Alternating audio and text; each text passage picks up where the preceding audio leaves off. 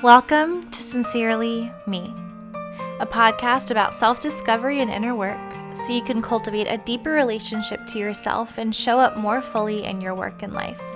My name is Tallia and I'm honored to be your host. Hey guys, welcome back to the podcast. Hope your week is off to a great start. Not sure about you, but for me, it's honestly been kind of a weird week, and I'm not really sure why. I'm feeling a bit unsettled and kind of like my mind's in a million places, lacking a little bit of clarity and focus, and again, not really sure what's going on mentally and emotionally for me. If you're feeling the same way, I highly encourage you to listen to last week's episode. I shared my top 10 favorite coaching questions for reflection and journaling, and I actually sat down with a friend of mine to work through the questions myself a few days ago, and it was so incredibly helpful. I need these things just as much as I share them with other folks, so I have been taking some time to do my own inner work and reflection, and a lot of things came up for me as I answered some of the questions. One of my favorite ones is, what are you looking for and what is looking for you? And if that question doesn't quite make sense on the surface, I would invite you to sit with it. We tend to seek a lot of things outside of ourselves, but when you flip that question and ask yourself, well, what's looking for me? It kind of opens up some cool opportunities and possibilities. So I'll link that in the show notes for you all to check out. It's, again, my top 10 favorite coaching questions for reflection and journaling. Last week's podcast episode also talked about the questions in a bit more detail, so check that out.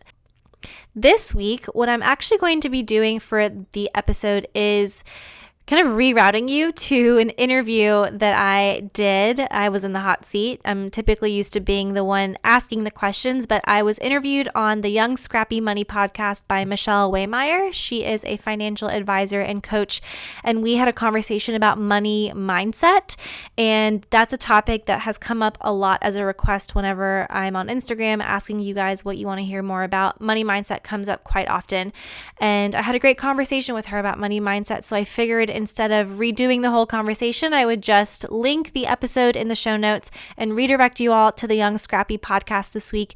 I also love supporting other women who host awesome podcasts, so I'm going to take this week as an opportunity to promote her work, to promote her podcast, and to invite you to listen to the conversation I had with her on money mindset. It was really fun being in the hot seat. I'm used to being the one hosting the podcast and the one asking the questions, but the tables were turned, and she was asking me some really awesome questions about what mindset even is, more specifically money mindset. We talk a lot about guilt and shame tied to money.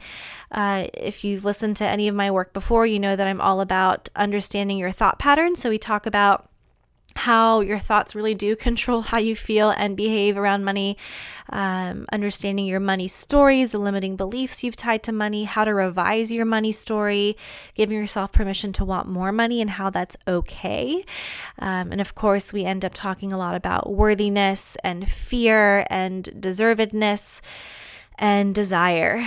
And Michelle does a great job of prompting me to really share some tactical tools, strategies, and practices to elevate your money mindset and get more in control of that money story that you might be maybe drowning in.